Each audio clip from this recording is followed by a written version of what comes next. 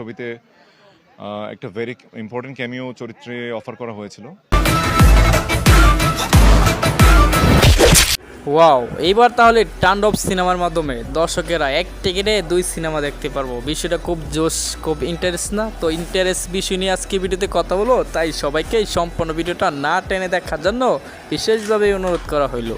এখন ভাই কথা হচ্ছে যেটা, তাণ্ডব সিনেমায় কেমিলুল থাকার কথা ছিল, রক্ত সিনেমার নায়ক রোশন থাকার কথা ছিল কেমিলুলে, তাকে অফার করেছিল রায়ান হারফি ডিরেক্টর, কিন্তু সে ব্যস্ততা এড়িয়ে বুঝিয়ে কিন্তু কেমিলুল সে করে নাই। তারপর আসলে প্রস্তুত মনে করছিলাম না, কারণ অনেকদিন থেকেই শুটিংয়ের বাইরে আছি।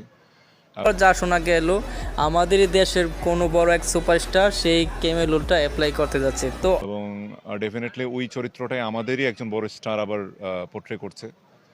আমার ব্যক্তিগতভাবে যতটুকু আন্দাজ করতে পারছি, যতটুকু ধারণা করতে পারছি, এই কেমিলুলের চরিত্র দেখা যাবে আমাদের প্রিয় নায়ক মেগাস্টার শাকিব খানের পরবর্তী যদি কোনো সুপারস্টার থাকে আরফিন শুভ, সেই আরফিন শুভ কেমিলুলে থাকতে যাচ্ছে তাণ্ডব সিনেমায়। বিষয়টা ভাই খুবই জোশ, খুবই ইন্টারেস্ট হতে যাচ্ছে।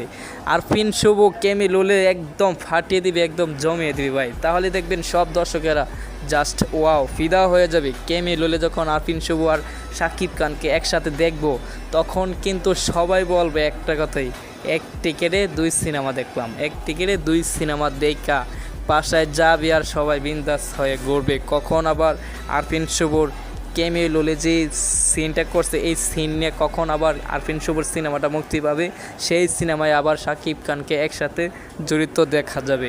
এসব বিষয় আজকের ভিডিওতে A to Z আপনাদেরকে ক্লিয়ার করে বুঝিয়ে দিতে চাচ্ছি। তো যাই হোক, তারপরও আপনাদের কাছে ভিডিওটা কেমন লাগছে সেটা কিন্তু কমেন্ট বক্সে জানাবেন। আর ভিডিওতে একটা লাইক দিয়ে চ্যানেলটাকে নতুন হয়ে থাকলে চ্যানেলটাকে প্লিজ সাবস্ক্রাইব করে দিয়ে পাশে থাকা বেল আইকন বাজিয়ে দেবেন পরবর্তী এরকম আরও ভিডিওর আপডেট পাইতে।